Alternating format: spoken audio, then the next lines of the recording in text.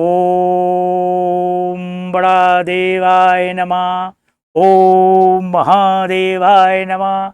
भगवान बड़ा देव शिव के नाम 1008 के नामों से जाना जाता है। श्री वैद्यनाथेश्वर ज्योतिर्लिंग की स्थापना का श्रेय राक्षस रावण महात्मा रावण को जाता है और इसी के कारण ही वैद्यनाथ, आप लोग सभी गए होंगे, वैद्यनाथ की पूजा की होगी। इतने लोग वैद्यनाथ जाते हैं, ये राक्षस रावण के कारण ही वहाँ वैद्यनाथ स्थापित हुए हैं। और इन्होंने शिव जी की बड़ी आराधना की है। भगवान बड़े देव शिव की रावण ने बड़ी आराधना की है, बड़ी पूजा की है। उत्तम कुल पुलिस्त कर नाती, रावण के लिए कहा गया, उत्तम कुल पुलिस्त कर नाती, शिव विरंच पूजे बहु भांति। शिव और ब्रह्मा को बहु भांति उन्होंने पूजन किया है, कई प्रकार की पूजा की है। एक समय की बात है कि अभिमानी रावण, महात्मा रावण, राक्षस रावण, महात्मा रावण इसलिए कहा गया कि इस समय तक ही महात्मा था, इसने ऐसे कोई भी कार्य नहीं किए थे जिससे कि इसकी बदनामी हो, इसलिए महात्मा रावण यहाँ कहा जाता है उनको। राक्षस श्रेष्ठ महात्मा रावण एक बार कैलाश पर्वत पर बैठे हुए भजन पूजन कर रहे थे, भगवान की आराधना कर रहे थे, बड़े देव भगवान की आराधना करते थे। आराधना करते करते इतने लीन हो गए, लेकिन भगवान शिव के दर्शन नहीं हुए और भगवान शिव प्रसन्न हुए। तब कहा जाता है इसके 10 सिर ताई 20 भुजदंडा, 10 सिर थे, 10 सिर रावण के थे। एक एक सिर काट काट करके उन्हें भगवान के चरणों में पूजन करने लगे। जब 9 सिर कट गए, 10वें सिर की बाजी आई तो भगवान शिव बड़ा देव प्रसन्न हुए। कहिए क्या चाहते हैं? भगवान बड़ा देव ने उनको अतुल शक्ति दी, मनवांछित फल दिया, अतुल बल प्राप्त दिया और इस तरह से अतुल शक्ति देने के बाद अंतर्ध्यान होने लगे।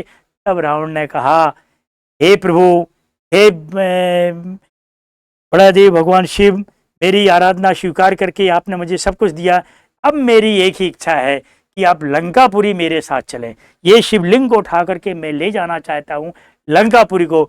तब भगवान शिव ने कहा, हे महात्मा रावण, तुम मुझे ले जा सकते हो क्योंकि तुम मेरे भक्त हो, लेकिन अभी तुमने इसकी प्रक्रिया पूरी नहीं की है, ना तुम्हें इस चीज का ज्ञान है, ये कार्य अधूरा छोड़ रहे हो, तुम्हें प्रक्रिया पता नहीं है, तुम्हें ज्ञान नहीं है, तुम सिर्फ भक्त के मार्ग से मुझे प्रसन्न किया है कि शिवलिंग को ले जाने की क्या प्रक्रिया है, किस तरह से है, ये ज्ञान तुम्हारा अधूरा है और तुम्हारी इंद्रियों पर भी अभी कंट्रोल नहीं है।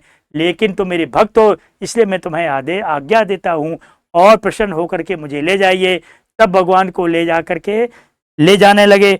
तब फिर भगवान बड़ा देव शिव ने कहा, हे रावण, एक चीज याद रखना, मुझे ले जा करके यदि तुमने रास्ते में रखा, यदि किसी को मुझे सौंपा या अपनी इंद्रियों पर कंट्रोल नहीं किया या महात्मा का रूप तुम्हारे अंदर नहीं रहा, यदि छल कपट दोष पाखंड यदि घमंड तुम्हारे अंदर आ गया तो निश्चित रूप से खंडित हो जाएगा, मैं उसी स्थान पर स्थापित हो जाऊंगा।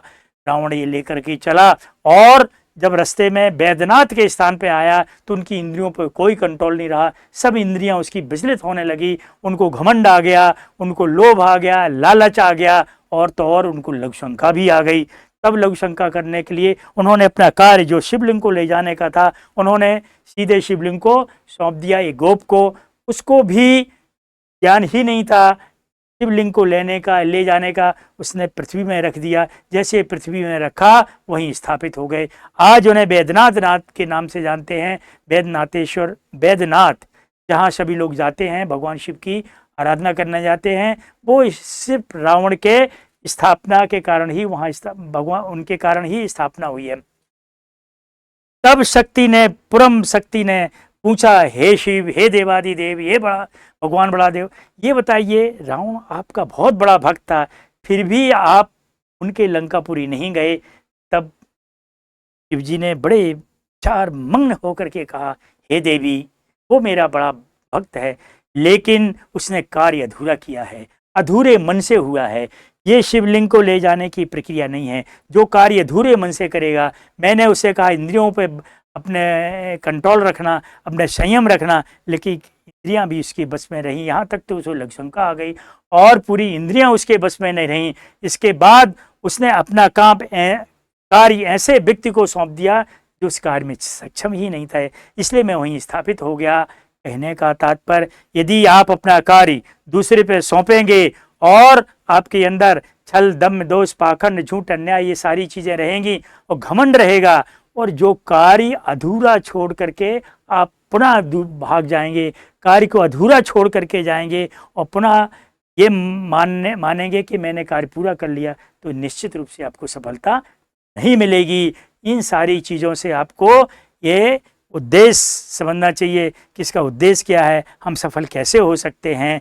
इसलिए इस चीज़ से आप ज्ञान प्राप्त करिए। यदि ये ज्ञान आपको बहुत अच्छा लगे तो निश्चित रूप से इस चैनल को लाइक सब्सक्राइब करिए और आगे भगवान बड़ादेव के ज्ञान को फैलाते रहिए। जय जय बड़ादेव की, जय जय महादेव की, जय जय महादेव की।